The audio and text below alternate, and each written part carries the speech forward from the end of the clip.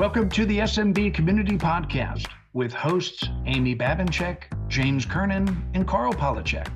Produced by Kernan Consulting and for the international MSP community. We are dedicated to making every IT professional a successful IT professional.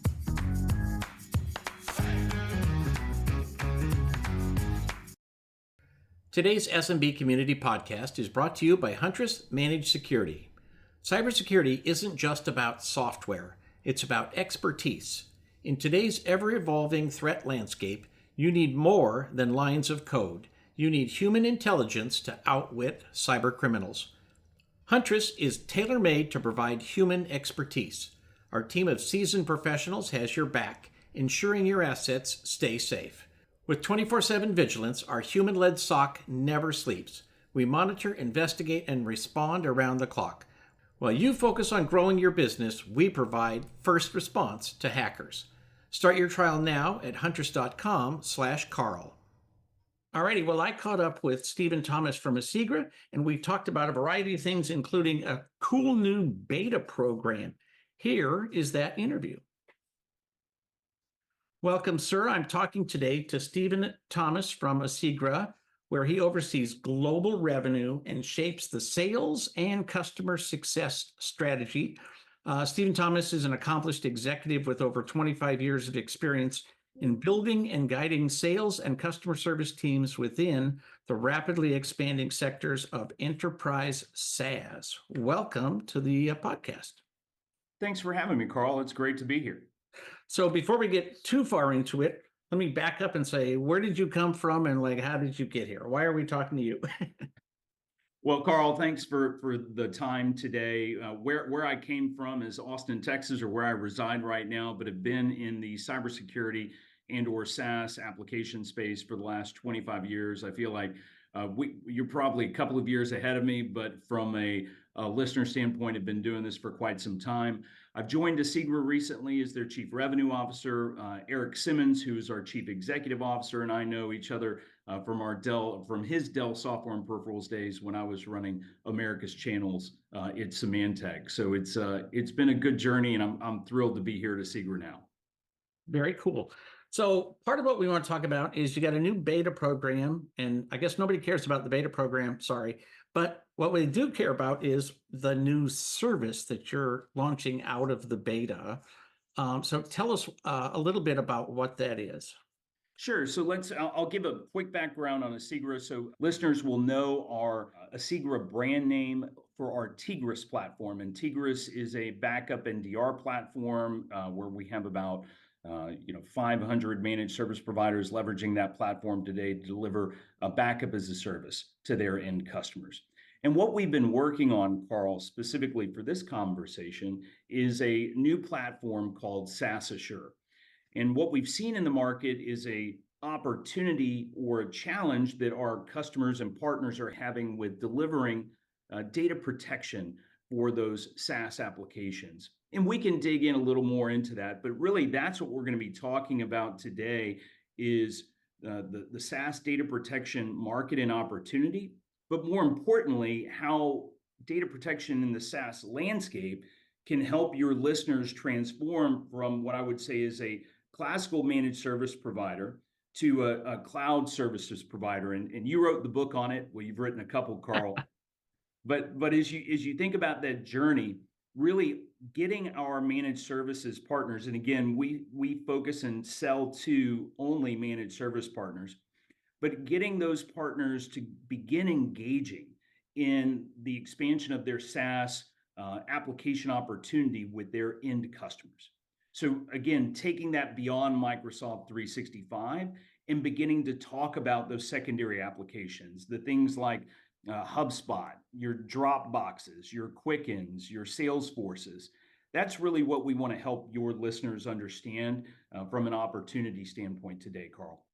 So I want to make sure we get the website out there. We'll put it in the show notes, but it's SaaS, just SaaS, assure.com, and folks can go there to sign up for the beta. So this new product, it fits above all my other offerings. Is this like a dashboard for me to implement all my other services that I'm trying to sell into my clientele? This is not a PSA or an RMM platform. Rather, you could think of it almost as that for your SaaS applications and the data protection therein. So it is a multi-tenant platform built on AWS, fairly easy to use. That's been one of our key themes, and a lot of the feedback that we get from our managed services partners is make it easy to use. But effectively, it's a single login using OAuth, and you'll be able to then access all of the different customers that you have through that portal, and then begin the backups and or data protection for the different SaaS applications in that particular customer's environment. So again, very, very easy to use, almost a bit of set it and forget it. And pricing's also, we've made that very simple, as many of your partners or listeners will price on a per seat per month basis. That's how we've aligned the pricing as well. All right. And so help me to understand. So I want to back up all of my miscellaneous services that I've got at miscellaneous clients. Do you manage the backup? Do I just say go back up A and B and C, or do I have to know how to set up all those individual backup? And if so, what do you do? Well, it's as simple as again, you've got the concept of a storage location, which for us, we deliver unlimited storage with the platform. And so you'll be backing that up to AWS, and or if you've got any S3 object storage you want to back it up to, but you're going to use the login information. So if you're backing up HubSpot, you need the basic login information for HubSpot to initiate that first backup, and then you set it and forget it. So whether it's daily, weekly, monthly, whatever you want to apply from a backup job set, you set it up and forget it. And then if the time comes when you need to recover that, you do it from the platform as well. So I know you already know this, and having worked at Symantec and some of their competitors as well, the forget it part makes me really nervous. So I want my technicians to not forget it. I want them once a month to show me proof that that backup is actually working. How do I do that? Twofold. You've got a very simplified dashboard that your administrator can go in and look at and understand, are the backups occurring? Are there any errors, any challenges? And then we also have a logging framework that allows you to go in and access the logs associated to identify any errors or challenges that may have occurred. But really, it's through that front end dashboard that's a very simplified view showing what successful backups had occurred and what errors may have occurred across your customer set. And is there a way to do a test restore? There absolutely is. So you can go into the platform, go through test restores, identify that again, that the backup job is taking place. You can even, if you wanted to simply export the data into a CSV file.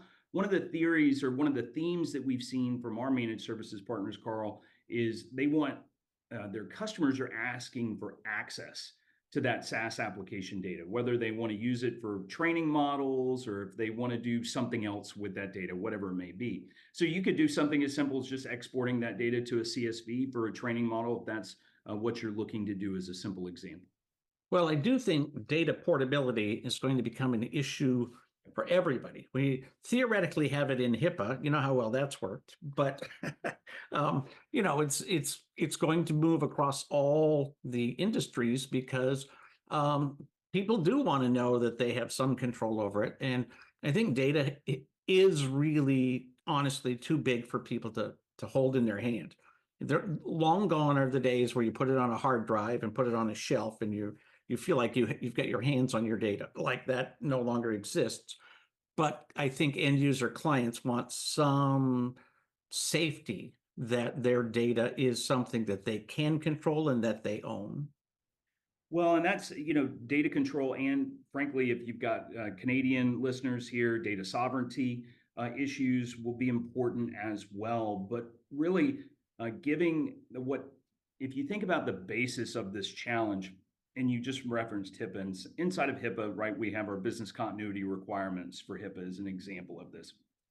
But if you recall kind of where backup started with Microsoft 365 or the infrastructure as a service players with Azure and GCP and AWS, a lot of that started because of the shared responsibility model. And that shared responsibility model has said consistently that Mr. and Mrs. Customer, we as the provider are responsible for the platform, but you are responsible for the data. And I think what catches many of our partners off guard is how broadly that shared responsibility model applies against SaaS applications. And so that almost every core SaaS application that your end customer might be using today. So if they're a cloud first small developer that's using Confluence, Jira, and Bitbucket, if they're a larger, mid-market organization that may be using Zendesk and, FreshBooks or something of the sort, maybe they're using HubSpot and Salesforce. In all cases, those applications have a shared responsibility model, which says you, as the end customer, are responsible for that data. And we think that's a real gap that most of the managed services partners that we operate with aren't aware of. They're again aware of it for Microsoft 365, but not as it expands beyond that into the second and third tiers of applications that your customers may be using. Well, also, people want to change vendors, right? Sometimes it's like, okay, what happens if I leave Salesforce? What do I do? Right. And, don't get me wrong, there's a lot of money and programming involved in turning that data into something that somebody else can use. But if you can't get access to the data, then your backup is essentially useless with regard to portability. Well, and frankly, for a lot of the MSP listeners out there, data portability is important, but it may not be the first thing that you're thinking about. And frankly, it's as simple as misconfigurations, accidental deletions. Maybe finance didn't pay the bill and they closed the account on you for 30 or 45 days. Somebody simply wasn't paying attention to that data repository. And obviously, you've got ransomware, but interestingly enough, Karl, we've seen ransomware attacks against SaaS applications grow by over 300%. And the why there is because they've become effectively the new honeypot from Right. a data standpoint. And so again, it's not just about data portability and management, but it's that secondary piece. What happens when Timmy, your new VP of sales at healthcare company A that you're managing, decides he wants to put a new connector into your HubSpot instance that he's working with, and all of a sudden that connector disrupts who knows what data flows and data.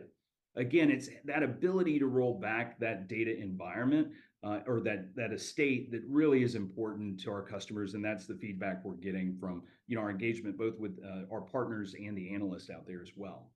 Very cool. So what exactly is involved in the beta? Well, the beta is simple. So we're excited because what we wanted to do was get that direct feedback from partners. Hey, are we doing this right, or have we totally missed the mark? So that's really what we've got out there. So you can go to saasassure.com. Again, pretty simple to get there. Search for our Insider Circle program. And that Insider Circle program really will give you access to the platform. It also gives you a usage credit for the platform and early access to our marketing and sales tools. You'll get a $2,500 usage credit. So again, we've really tried to make it compelling for people to come in, begin to participate with the platform, and also give us that highly valuable feedback that's going to tell us, hey, what are we missing? But also, Karl, look, there's part of the other opportunity here, and one of the great things that our CTO has done, Val Silva, is built what we call kind of a connector factory. And that is, we can't deliver, SaaS application data protection for all, 300,000, whatever, is SaaS applications out there. But we do that on the basis of priority that our partners and customers are asking us for. So that's also really the feedback that we're looking for from your listeners. So if you're a listener and you want to just comment either in this podcast or out on Karl's site, please do. We'd love to get that feedback from you on what are those applications that are most important to your customers. Is it QuickBooks? Is it HubSpot? Is it Salesforce? Is it Dropbox or Box? Again, that's the feedback we're looking for in the beta program. Very good. So the product drops in April. Expected on April 1, yes. All right. So, but folks can join the beta before then. And do you have a place somewhere in the inner circle, inside circle, that lists the connectors, that lists all of your partners that you've made deals with? We absolutely do. So you can just go to, again, that's on saasassure.com. You'll get a perspective on all of the partners that we're operating with out there. And I think I've mentioned a few here already, but obviously Microsoft 365, Slack, some of the core Atlassian tools. And one of the interesting sidebars here, Karl, and let me finish on the other ones, but QuickBooks, FreshBooks, Bamboo HR, Zendesk, and then coming will be things like ServiceNow, Freshdesk, Dynamics we're working on, as well as Intra ID, kind of the new Azure, the new name for Azure AD. Why they named it Intra? You'll have to tell me, Karl. Maybe Intune was taken. there it is. Maybe ask the Microsoft guys, right, when they come on the podcast next. But yeah, there's a whole list out there on SaaSassure.com of who we're working with and what's coming. Very good. So, one of the things that I always encourage people to do is to back up to someplace else, right? If you're going to do a cloud-to-cloud backup, make it a different cloud, right? Because so often people say, "Oh, I got all my clients, the ones on Google." Well, we're backing it up. Well, but they're backing it up to just a different Google Drive, or they've got Microsoft. They go, "Oh, it's going from one drive to another OneDrive." Well, okay. There's some good in that, don't get me wrong, but I really would like to make sure that if one of those big players has a very, very bad day, it doesn't mean that your clients all have the same bad day. So being able to back up from a variety of different things onto a different cloud is huge. I totally agreed, Karl. And so we start off with AWS as our platform of record with regards to storage location. That said, you can back up to any S3 storage location you can identify. So if you're partnered with someone like a Zadar and are leveraging their S3 platform, you can back it up locally to that instance. So again, we've tried to give flexibility.